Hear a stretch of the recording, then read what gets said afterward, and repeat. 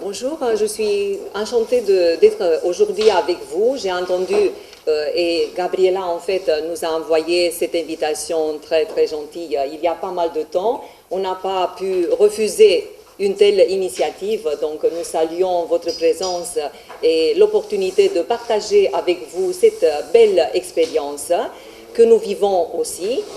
Alors, moi et ma collègue Cristiana Todorescu et moi, nous sommes enseignantes à la faculté des lettres de l'université de Craiova. Et pour les filières de formation, nous avons deux filières. Une filière pour la formation des enseignants de français et l'autre pour la formation des traducteurs-interprètes. Et c'est donc de cette perspective que je vous présenterai aujourd'hui donc le contexte numérique dans lequel nous travaillons à la faculté des lettres de l'université de Craiova. Pour démarrer notre présentation, on a pensé au contexte de notre recherche. Et comme l'on a déjà vu ce matin, l'un des moteurs de changement en matière d'éducation au XXIe siècle est le numérique, qui existe depuis pas mal de temps, mais en tant qu'enseignants, nous devons aussi nous former à cette nouvelle pédagogie qui nous offre donc la connectivité, qui nous transforme du rôle de formateur dans le rôle de facilitateur et de médiateur. Et ce qui est le plus important pour nous, c'est que l'apprenant a changé de rôle. Il est placé au centre du processus de formation et nous, les formateurs, nous devons donc leur proposer des activités leur permettant de devenir acteurs de leur propre formation. Et ce qui est le plus important, c'est que nous devons donc les munir de stratégies à savoir apprendre et à savoir être tout au long de leur vie. Pour aujourd'hui, je me suis proposé 3 objectifs. Dans un premier temps, je vais présenter le contexte numérique dans le domaine des sciences humaines. Je vous parlerai un peu de nos projets, de nos publications et de nos pistes de travail dans le cadre du contexte des projets de recherche, pas dans des initiatives singulières. Deuxièmement, comme nous travaillons dans la formation des traducteurs et nous avons à côté de nous même 2 traducteurs en formation licence et master qui sont venus aujourd'hui pour assister à cette présentation, je voudrais vous présenter quelques pistes de travail et quelques dispositifs que nous avons développés à la faculté des lettres pour la formation des traducteurs. Et ce qui m'a énormément plu, c'est que à cette occasion, je peux répondre aux exigences de l'intégration du numérique dans l'enseignement, exigences qui ont été formulées dans le projet ANGE et que je retiens ici par la création d'environnements innovants d'apprentissage, la mise en œuvre de pédagogies nouvelles et le développement de nouveaux curricula. Donc, il me semble que ces 3 exigences définissent un peu le travail de tout enseignant en formation initiale ou continue. Alors, comme premier projet à la faculté des lettres, nous avons eu en 2012-2014 un projet soutenu par l'Agence universitaire de la francophonie dont nous venons de parler, qu'elle nous soutient énormément dans nos démarches de contextualiser le numérique et de développer nos compétences en matière de formation. Nous avons donc déroulé un projet international avec plusieurs universités à côté de Craiova. C'était Babeș-Bolyai de Cluj-Napoca, Galați, Suceava, mais également il y a eu la Macédoine, donc l'université Saint-Cyril et Méthode, et bien sûr une université d'Arménie, Victor Brioussov d'Arménie. Ce projet, en 2012, se proposait, j'ai mis en rouge, également de réfléchir sur les nouvelles technologies éducatives et les systèmes multimédia d'auto-apprentissage des langues dans une approche actionnelle. Parmi d'autres objectifs, de faire l'état des lieux, de repenser la formation des futurs enseignants de français langue étrangère. Donc c'était un projet dédié à la formation des professeurs de français. Parmi les résultats dont nous avons tiré le plus grand profit, nous avons publié un ouvrage en 2012 dédié à la formation des professeurs, dont le 3e axe s'est intitulé « Outils et ressources numériques dans l'enseignement du français langue étrangère ». Et nous avons déjà énumérer quelques pistes de travail comme les plateformes collaboratives Moodle, Internet, le tableau blanc interactif, les documents authentiques virtuels ou bien les documents informatifs compacts. Toujours dans le cadre de ce projet, en 2014, nous avons publié un numéro dans la série Synergie Roumanie, dédié aussi aux outils numériques dans l'enseignement du français langue étrangère, où nous avons bien sûr tous les contributeurs, tous ceux qui ont répondu à cet appel, ont souligné la démarche pédagogique novatrice basée sur l'intégration des TIS et sur une approche actionnelle et interculturelle, favorisant un enseignement centré sur l'acquisition des compétences professionnelles et transversales, toujours à côté de ces pistes de travail.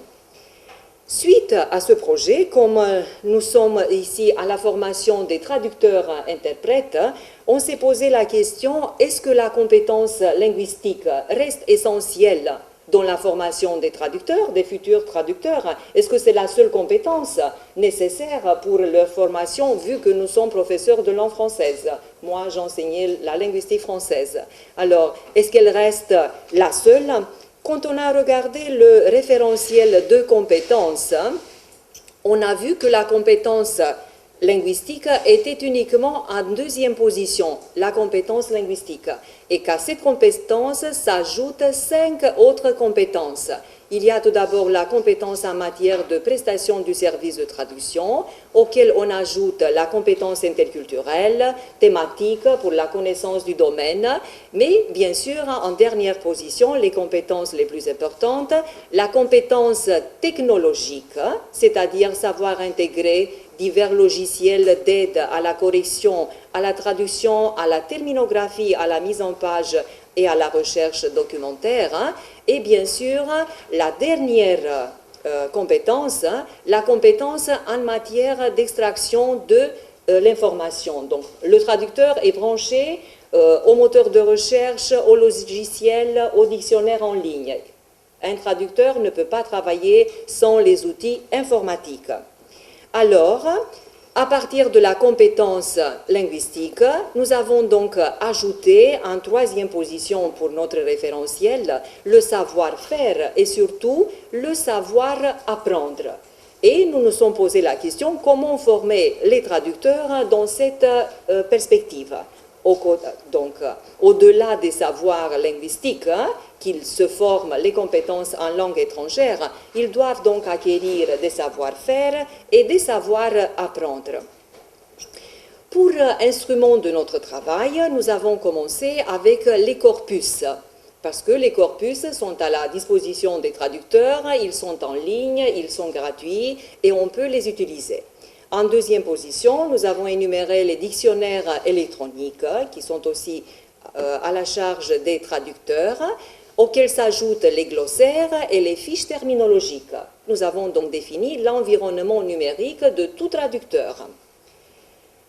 Pour notre cours, parce que j'enseigne la traduction juridique, au niveau licence, mais également au niveau master, j'ai voulu donc utiliser et donc valoriser les corpus dans mon travail dans la perspective de la constitution d'un corpus parallèle de langues spécialisées français-roumain afin d'élaborer la terminologie d'un micro-domaine spécialisé et de cette manière familiariser les étudiants avec les outils méthodologiques et informatiques nécessaires. Pour les compétences à acquérir, le cours se propose la constitution d'un corpus, l'utilisation d'une base de données multilingue en ligne pour le français et pour le roumain, l'interrogation des corpus avec un outil simple et bien sûr la validation de candidats, termes et la recherche d'équivalents sur corpus parallèles et bien sûr le respect des échéances. Quelques mots sur les corpus multilingues. Pour les corpus multilingues, il y a d'une part les corpus comparables, qui ne représentent pas la mise en miroir du même texte de la langue source dans la langue cible, et d'autre part les corpus parallèles ou les corpus alignés, c'est-à-dire les textes de départ dans une première langue sont mis en parallèle avec les traductions de ces mêmes textes dans une deuxième langue. De notre point de vue, nous avons utilisé les corpus parallèles. Pourquoi? Parce qu'on peut proposer aux étudiants des descriptions linguistiques contrastives pour analyser la spécificité linguistique, mais également la terminologie. On peut étudier la terminologie. On peut faire des études sur la théorie de la traduction. On peut donc développer une méthodologie de l'exploitation des corpus et on peut intégrer, bien sûr, des outils permettant de naviguer et d'observer les spécificités terminologiques et langagières des langues. Pour les corpus de référence, pour les domaines spécialisés, il y a des bases de données en accès gratuit où les étudiants peuvent télécharger leur corpus, aussi bien pour le roumain que pour le français. Par exemple, pour la traduction juridique, il y a bien sûr la Légifrance, le site de l'Union européenne, où tous les documents européens sont traduits, bien sûr, dans toutes les langues des pays de l'Union européenne, y compris le roumain. Pour vous montrer un peu de manière schématique comment nous travaillons, par exemple, on met en parallèle le texte en français avec le texte roumain. Et nous avons établi deux manières d'exploitation de ces corpus. On peut partir du corpus par la méthode bottom-up, de bas en haut. On peut, par exemple, identifier les structures syntaxiques préférentielles dans le corpus analysé. C'est une approche inductive, c'est-à-dire on part du texte pour trouver les règles, ou d'autre part, on peut partir des caractéristiques comme c'était ici, des caractéristiques du langage juridique pour les illustrer dans le texte juridique par la méthode top-down, c'est-à-dire de haut en bas. C'est donc la méthode déductive. Je peux vous témoigner que les étudiants aiment plutôt la première variante, l'approche inductive. Au lieu de chercher et d'illustrer, ils veulent trouver par la méthode de la découverte eux-mêmes. Voilà donc les caractéristiques linguistiques. Dans des études plus poussées, par exemple au niveau des études mastérales, par la mise en évidence, par la mise en parallèle des structures préférentielles du texte juridique et par la traductologie de corpus, on peut mettre en évidence les caractéristiques linguistiques, par exemple pour le français, la présence du participe présent qui facilite le texte juridique, par rapport au roumain qui alourdit un peu le texte juridique par l'utilisation des subordonnées relatives. Ce sont donc les caractéristiques linguistiques. Une autre piste de travail, nous pouvons travailler dans les corpus parallèles sur les collocations lexicales. Par exemple, on leur donne la base, recours, c'est-à-dire la terminologie de base, la nomenclature du droit, et les étudiants, grâce à ces corpus numériques qui comptent plusieurs pages, ils peuvent trouver les collocatifs contextuels et ils peuvent établir des bases de données par rapport à recours, quels sont les collocatifs, les verbes avec lesquels ils se combinent. D'autant plus qu'il n'y a pas de dictionnaire français-roumain de collocation verbale pour le langage juridique. Dans un travail beaucoup plus poussé, par exemple, on peut donc indiquer plusieurs termes clés, action, poursuite, procès, et représenter tous les verbes qui vérifient la combinaison, déclencher une action, par exemple, pour rendre les traducteurs sensibles au choix de la terminologie et bien sûr à l'utilisation d'une bonne collocation verbale qui pose parfois des problèmes aux futurs traducteurs. Pour finaliser, pour tirer un peu de conclusion sur les corpus multilingues, nous pensons que leurs avantages sont énormes pour le traducteur. Tout d'abord, on peut explorer un corpus pour élucider la terminologie et la phraséologie spécifique dans un contexte, ce qui est déjà très bien pour un traducteur. On peut vérifier une hypothèse de traduction dans un corpus. Dans ces corpus, les étudiants peuvent vérifier les collocations verbales quand ils ont des traductions à faire.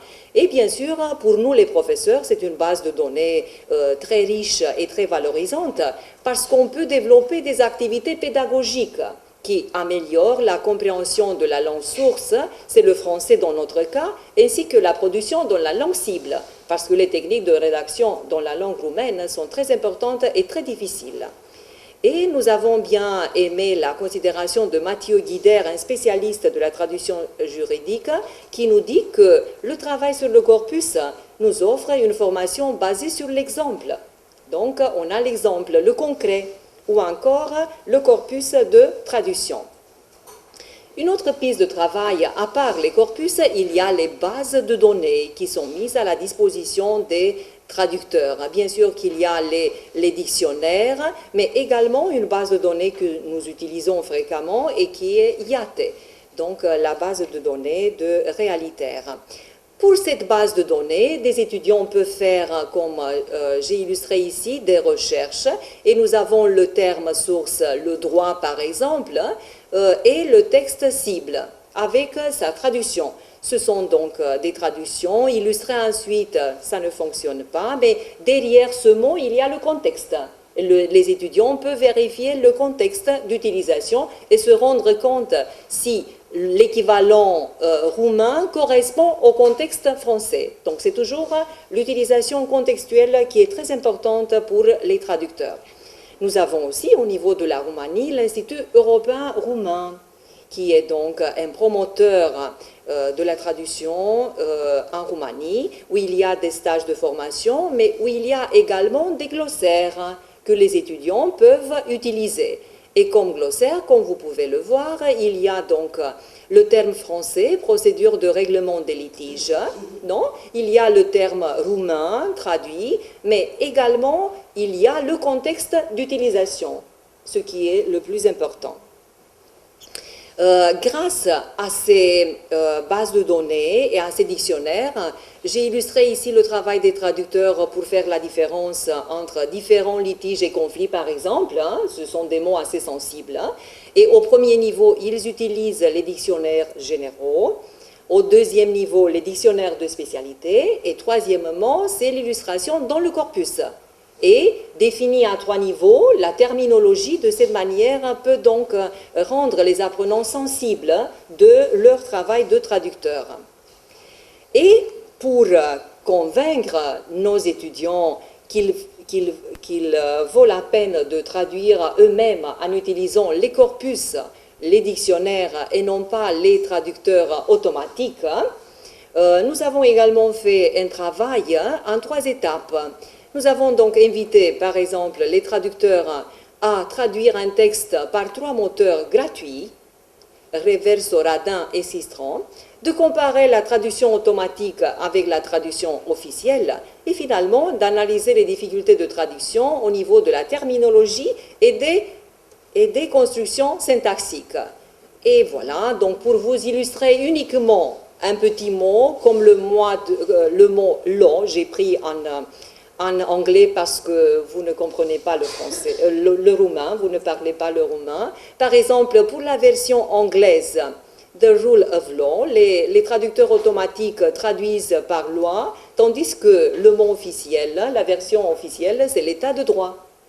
Et vous voyez ici donc l'écart entre la nature conceptuelle utilisée, donc la nature conceptuelle des termes traduits automatiquement, voilà, donc par rapport aux notions et aux concepts que les moteurs automatiques ne reconnaissent pas du tout. Et alors, la dernière question qu'on s'est posée, à laquelle on a voulu répondre aujourd'hui, pourquoi le numérique dans la formation des traducteurs? Nous pensons que c'est donc une chose incontestable et que c'est dans ce contexte que nous devons travailler parce qu'on peut comprendre les textes spécialisés, donc ils sont à côté des traducteurs. On les familiarise avec les concepts et les termes d'un domaine spécialisé. On peut donc développer ensuite des techniques de traduction comme la recherche terminologique, l'évaluation de la traduction, mais aussi la sélection des ressources et bien sûr prendre conscience des stratégies adoptées par les experts et les traducteurs professionnels.